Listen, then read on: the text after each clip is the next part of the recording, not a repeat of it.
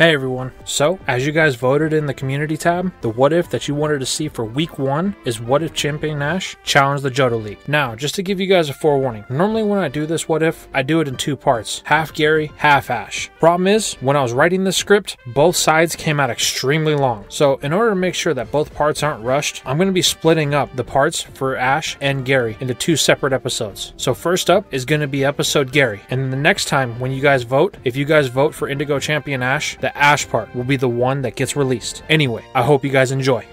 It's early morning. Gary arrives to the Aquatic Gym. He is here for his 4th gym badge of the Johto region. Upon entering, Gary is greeted by Morty. Gary introduces himself, and Morty accepts his challenge. Morty infers that normally he doesn't receive challengers this early in the morning. Gary says he wouldn't normally be here this early in the morning, but he's got a lot of things he wants to accomplish today. Morty shrugs as they walk onto the battlefield. On the way there, Morty asks Gary if he's the grandson of Professor Oak. Gary confirms. Morty then says he heard some rumors that the champion of the Kanto region was here competing in the Johto region, and he asks if that's true. Gary tells Morty that is. He doesn't know where Ash is at the moment, but he was told by his grandfather that he left shortly after Gary came out west. Morty hopes for the chance to battle Ash. He saw the battle with Agatha at the Indigo Plateau. Morty wants the chance to battle Ash and his Haunter. Gary tells Morty that he never thought Ash would get as far as champion. He was always behind me as a trainer, but he didn't let that stop him. Ash pushed harder and harder than any other trainer from Pallet, including me. It was a real sobering experience for me, Gary says. I realized I was way too complacent, so I knuckled down in my training. Then, when I heard about the Johto region and the gym challenge here, I knew that this would be my chance to capture a regional title as well. Morty responds, well, you have to beat me first, and I promise it won't be easy. Gary says, don't worry, I wouldn't have it any other way. Morty informs Gary that this will be a 3-on-3 battle, as he sends in his first Pokemon, Haunter. Gary now knows why Morty wants to battle Ash, as he sends in his first Pokemon, Scizor. Morty takes action against the Steel Mantis, ordering a Hypnosis, but Scizor's speed gives it an unfair advantage. Then, when Gary orders a combo Quick Attack and Metal Claw, Scizor one-shots Haunter with the critical hit. Morty wasn't expecting this, and is taken off guard. He recalls Haunter, contemplating his next move. Gary asks Morty if he's going to choose his next Pokemon, or has he forfeited the battle. Morty tells Gary, don't worry.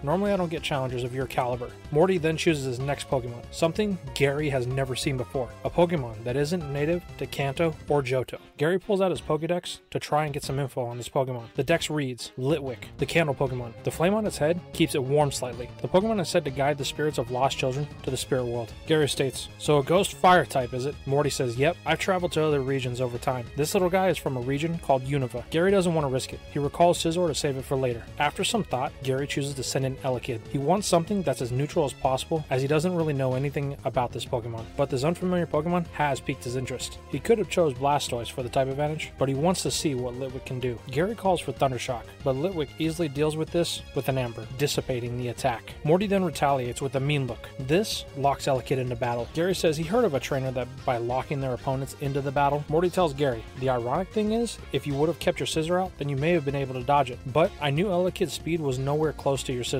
so now you have to battle until I fall or Elekid does. But Gary is no pushover. He gives Morty exactly what he wants. A battle that tests the endurance of both Pokemon. It's long and drawn out, which in an act of Arceus himself forces the evolution of both Pokemon to their next stage when they refuse to fall in battle. Now, Gary has a newly evolved Electabuzz, while Morty has a newly evolved Lampent. Both Pokemon are on their final leg. The next attack will decide it. Gary calls for a Thunder Punch. In response, Morty orders a Shadow Ball. As the 2 moves collide at the center of the battlefield, it first appears that the attacks are even. Then, Electabuzz starts to make ground, only to falter as Lampent reinforces the Shadow Ball with the Nightshade, putting more power into the struggle, knocking Electabuzz out. This brings the battle to an even one-on-one knockout for each. Gary recalls Electabuzz, thanking it for the battle well fought. He then tells Morty that he wasn't expecting this kind of battle. It was a good one, especially with both of the Pokemon evolving at the same time. Gary wanted Electabuzz to win, but it appears that Lampent was a bit of a higher level than it. Morty thanks Gary for the compliment, then kindly requests that he sends in his next Pokemon. Gary is glad to do so, now that he knows what Lampent is capable of. Gary's 3rd and final Pokemon is revealed as Umbreon hits the field. Morty gulps a little. He knows he's at a disadvantage, even with the full health Ghost type, and with his battle-worn Lampent, things aren't looking so good right now. The battle starts with Umbreon using Bite, which Lampent is able to just barely dodge as its endurance is starting to falter. Morty then calls out for a Will-O-Wisp. This move appears to have no effect on Umbreon at first, but Gary is unfamiliar with the move and wonder what the effects of it is as Umbreon becomes engulfed with flames. What the? Gary remarks. Confused? Morty asks. Let me explain. That's Will-O-Wisp. The move itself doesn't cause any damage, but what it does cause is a burn. Then it hits Gary, as Morty says, now you're on a clock. Gary just smiles, catching Morty off guard. You see, while Gary can't heal the burn, he does have a way to mitigate its effects, as he calls for a moonlight, healing some of the damage that Umbreon's taken. Morty realizes this may not be as easy as he thinks, so he calls for another meanlook to stall out the battle for as long as possible. This does catch Umbreon, but Gary isn't worried. He knows that the battle is his, as he calls for a feint attack, which Lampent can't dodge, knocking it out, leaving Morty with just one Pokemon. Morty recalls Lampent, thanking it, and Gary for such an intense battle that forced it to evolve. But Morty isn't ready to give up yet, as he sends in his ace, Gengar. Gary's feeling confident in this battle. Even though Umbreon is on a clock, it's ticking by slowly, giving Gary a chance to wrap up this battle. Morty, though, aims to finish the battle now, as he calls for a Confuse Ray. This connects, which Gary wasn't expecting, being just a little overconfident as he had the lead. But that attitude quickly changes when Umbreon won't respond to Gary. Every command is ignored by Umbreon, as it hurts itself in the process. Eventually, with the burn and the confusion, a Shadow Ball from Gengar takes out Umbreon. Gary recalls Umbreon, thanking it for its efforts. Now, it's down to the final member of each team. Gary sends back in Scizor, and the battle commences. Unfortunately for Gary, the late battle is where Morty shines. Gengar fakes a hit from Scizor, then it gets in close to connect with the Hypnosis. Gary calls a Scizor, but it won't respond. Morty then calls for a Curse, locking in Scizor to a turn-by-turn damage. This isn't good, Gary thinks. The only thing that could make it worse is if Morty calls for Dream Eater. Great. Now Gengar is healing and Scizor is fading fast. This pattern repeats until it reaches a point that Gary stops the battle. Morty asks if this means what he thinks it means. Gary says yes. I forfeit. As a trainer, it's my responsibility to know when enough is enough. So that's it. The match is called. Gary lost. Gary returns to the Pokemon Center empty-handed, much to the surprise of Marina and even more so Ethan. They asked what happened. Gary just states he didn't win. He gave it his best, but today, Morty was the better trainer. Not to worry though, he'll re-challenge when he becomes stronger. Ethan isn't sure what to say, as now, all the insecurities he had are shaky at best. He asks Gary if he would like to train for his rematch. Gary tells Ethan that he would, but they're going to be waiting for a while. Marina asks why. Gary tells them that after the match, Morty was contacted by an archaeologist friend about an important find, so Morty had to leave. He said he wouldn't be back for a couple of weeks. Ethan then asked what they should do. Gary says he thought about that on the walk back. He thinks the best course of action is to head to Olivine City and challenge their next gym. They can train on the road, and besides, they'll have to come back through Equitique to challenge the other two gyms in the eastern part of Johto. With that, Team Gary departs from Equitique City. For now. After a week or so, Team Gary find themselves on the outskirts of a town known as Greenfield. This is good, as both Ethan and Gary have been battling non-stop with each other and any other trainer that they can see. The big thing is, Gary had managed to train more with Scizor and Electabuzz, as they are his newest evolved Pokemon. After the group meets a girl named Lisa, Ethan partakes in a full 6-on-6 battle, in which Ethan barely manages to win when his Quagsire headbutts with Lisa's Quagsire. Fortunately, Ethan's has the harder head. Now, let's rewind a couple of weeks across the Johto region to an archaeological site known as the Ruins of ALPH. Here, we see the leader of Team Rocket himself, Giovanni, following up with one of his most expensive investments of the Johto region, a full excavation of the Ruins of ALPH. The reason he came is simple. He is here to talk with the head archaeologist, Dr. Spencer Hale. Giovanni tells Hale that it's been over a year and they have not delivered on the results that he promised. Hale nervously knows full well what Giovanni is capable of, and he pleads with him for more time. They are close. He can feel it. Giovanni then goes on a long exposition about how normally when he invests in something, he can see an almost immediate return. But here, Spencer hasn't produced one result since the start of the project. Giovanni goes on to tell Spencer he knows of his daughter, Molly, and how his wife mysteriously disappeared one day. It would be a shame if Molly suddenly found herself without any parents now, wouldn't it? Spencer recoils at that statement. He is regretting ever doing business with Giovanni. The Rocket leader tells Spencer he has 1 week to deliver on what he promised. If Spencer fails, then Giovanni won't be so understanding next time. With that, Boss Rocket leaves. Spencer knows he's on the clock. He tells everyone to keep looking. He's gonna go home for a few days to spend some time with Molly. In reality, Spencer intends to flee the Johto region. Where, you ask? He doesn't know, but he's leaving for the safety of him and his daughter. Now, what was the deal that Spencer made with Giovanni? Well, it's simple. Spencer promised Giovanni the power of an ancient Pokemon if he funded the dig at the Ruins of ALPH. You see, in Spencer's early life, he became very rich and famous after many successful archaeological trips. But when his wife left, Spencer threw himself into his work to avoid the pain, bankrupting himself in the process. Unfortunately, when he finally realized that he was in the danger of losing everything, it was too late. He needed to finish the dig at the Ruins of ALPH in order to fix his financial situation, but he had no money. So, Spencer turned to the one person that can help fund his expedition, the CANT region's most notorious criminal organization, Team Rocket. Little did he know, by getting involved with Team Rocket, Spencer basically invited Giovanni to the Johto region. Every incident involving Team Rocket since then was due to the one meeting Spencer had with Giovanni. Spencer finally arrives home to his mansion in Greenfield, barely with enough time to put Molly down for the final night in her bed, before they go on the run, when he gets the call from his assistants at the ruins of ALPH. They found it, he claims, the room they've been searching for. Spencer leaves Molly in the care of Alfred, his butler, and immediately heads back. Once there, Spencer inspects the room, excited that he and Molly are now safe, and Giovanni will get what he wants. And not only that, but all of his money issues will be solved. But what he finds is the exact opposite of what he was hoping for. The room is empty. The walls are covered in strange writing that will take over a month to decode. Time he doesn't have. When his assistant leaves the room, Spencer opens a box at the far end. In the box are small square artifacts with the same writing on them that are on the walls. Nothing special, Spencer thinks, until one of them glows, swallowing him with no trace left behind. Unfortunately, just because Spencer is gone doesn't mean his debt is paid. When Giovanni gets word of Spencer's disappearance, his first thought is Spencer fled. But when he hears it was right when they opened a door to a new room, Giovanni instantly knows that is what he's been waiting for. So he mobilizes en route to the ruins of ALPH.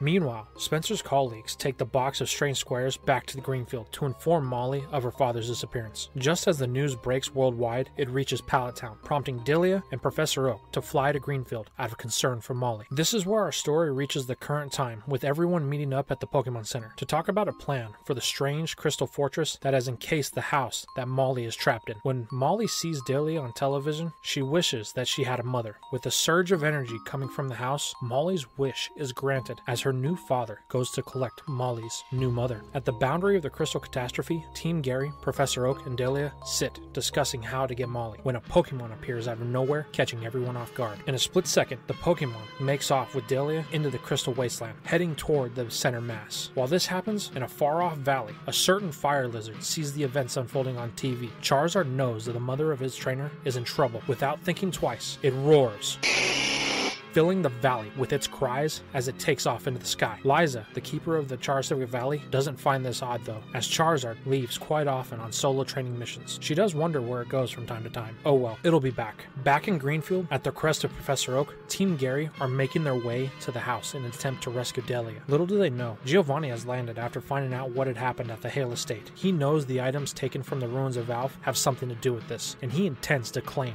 what is his. He looks on as a small contingent led by his number 2 make their way through the quartz tundra. Domino has very specific orders. Get the tiles as reported in Dr. Hale's notes and withdraw. Silence anyone who gets in the way. Over with Team Gary, they have made their way into the house. What they find is a scene out of a storybook. Gary thinks it's like the imagination of a 5-year-old ran wild. But before anyone can make any headway of this, they are met by a young adult and the Pokemon that took Delia, who Team Gary has come to learn is Entei, the embodiment of the volcano. The girl wants to have a Pokemon battle, but Ethan, as impatient as ever, tells her that they don't have time for this. Gary tells him to hold on, asking the girl if she is Molly Hale. The girl confirms Gary's suspicions, but Marina questions this, saying the girl is too old. Gary reminds her that the unknown, the other Pokemon they were warned about, has the power to alter reality. This could be the result of that power.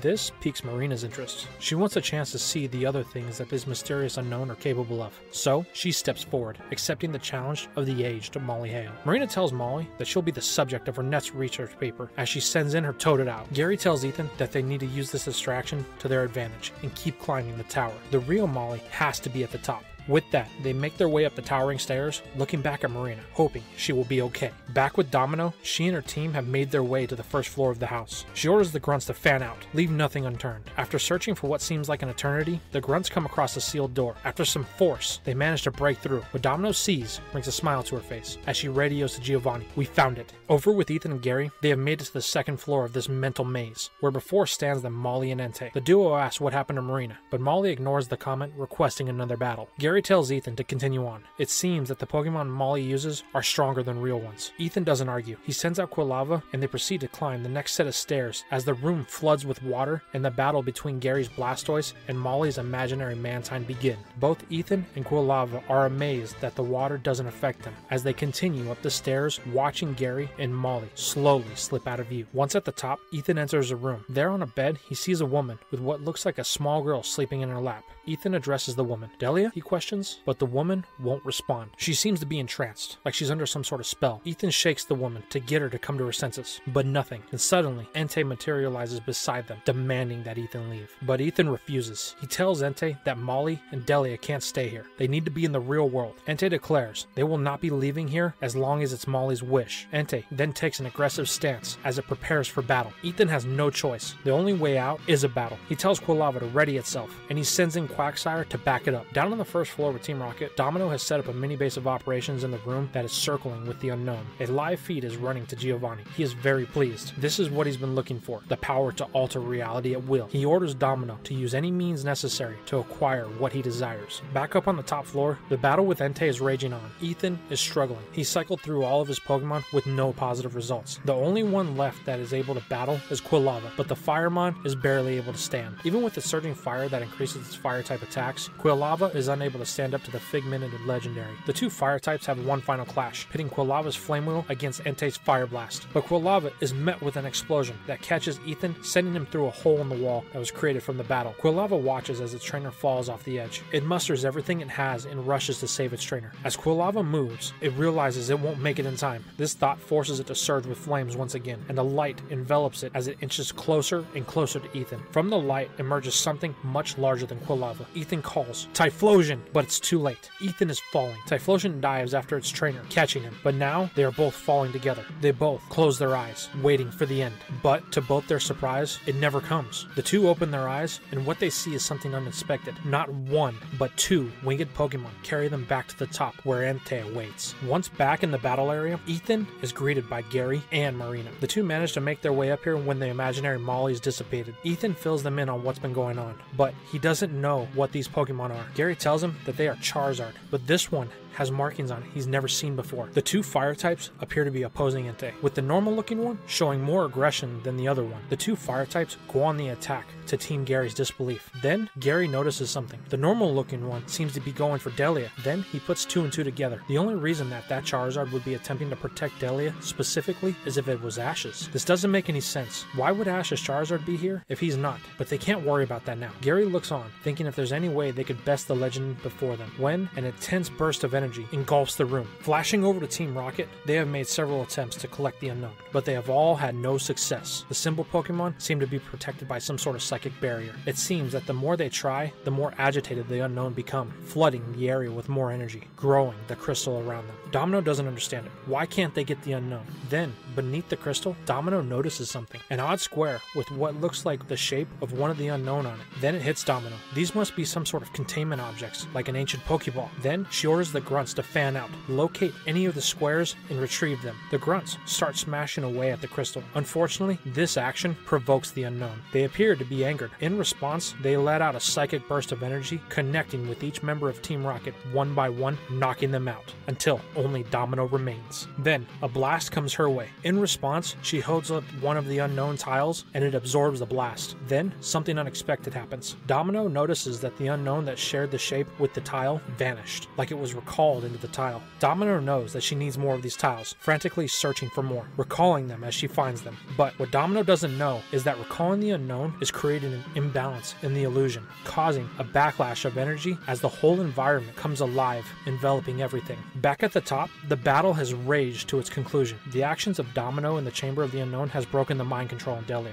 Gary sent out Electabuzz and Arcanine to hold off Entei, but unfortunately, the flux of energy has caused the illusion to become irrational. It no longer reasons between friend and foe. When Molly runs in at an attempt to stop the rampage, it nearly causes a fatal blow, but the Charizard duo were able to intercept the attack, barely holding it back. This brings Entei back to some of its rational thought, but it's struggling to keep from rampaging again. With its last act of defiance, Entei tells everyone that they need to stop the unknown. If they do, then the spell will be broken, reversing all the changes that have been made. Then, with the last of its rational mind, Entei flees to prevent any further damage. Team Gary, at the direction of Molly, head to the last spot she saw the unknown. Once they enter the chamber, they notice a single female fighting her way around the pulses of energy, grabbing for things that are frozen in the crystal. Gary knows this person is a member of Team Rocket, but he can't worry about that now. Ethan asks what she is doing. Molly exclaims, "The unknown came from those squares." Marina then realizes what's happening. The squares are to contain the unknown. That's what the girl is doing. So Team Gary fan out with the help of all the Pokemon. They shatter what crystal they can, finding any tiles to recall the unknown. But there's a problem. The crystal is getting harder and growing faster than they can break it. The team is running out of time. Even the last member of Team Rocket has been caught in the crystal by now. Just as all hope seems lost, Entei reappears, urging Molly to believe in it. If she does, there's nothing it can't do. Molly puts all of her faith in Entei. With it and the help of the other Pokemon, Entei is able to overpower the unknown spell, causing another surge of energy to blast from the epicenter, freezing everyone as the unknown fall to the ground slowly, returning to their capture tiles. As everyone looks on, they watch as Entei slowly fades away. It thanks Molly for the love and kindness toward it, and to keep it close in her dreams. The illusion fades, and it seems that everything has returned to normal. There is, however, something of concern. As Gary looks around, the members of Team Rocket are gone, and with them, the unknown tiles. This is a cause for concern. Who knows what plans they have for them? From here, everything wraps up nice. Ethan is ecstatic that he now has a Typhlosion. Spencer Hale is released from the dimension of the unknown, and Marina has a litany of new data to write up. The Charizards fly off to wherever they came from, and Gary says goodbyes to his grandfather. Professor Oak and Delia return to Pallet Town, and with that, Team Gary move on to Olivine City in hopes of battling the next gym leader. Meanwhile, in a base located on the World Islands off the coast of Cianwood City, a Dr. Namba receives a call from his boss, Giovanni, telling him he is to stop all of his current research as there is something more critical that needs his attention. As Giovanni looks at the box that contains the unknown tiles.